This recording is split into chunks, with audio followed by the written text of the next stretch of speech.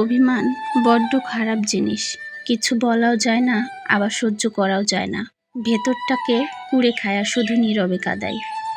যে মানুষগুলো তোমাকে বলে তুমি পারো না বা তুমি পারবে না, তারাই সম্ভবত সেই লোক যারা ভয় পায় এটা ভেবে যে তুমি পারবে।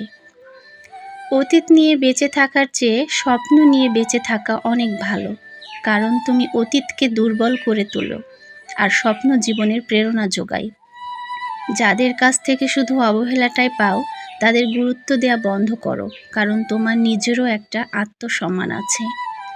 কষ্ট হলেও ভিতরের ক্ষতগুলা নিজের মধ্যেই রেখে দিন, কারণ মানুষ মলমের জায়গায় লবণ লাগাতে বেশি পছন্দ করে, আর অধিকাংশ মানুষ প্রশংসা করে লোভে, সমালোচনা করে হিংসায়, আর সম্পর্কে তৈরি করে স্বার্থে।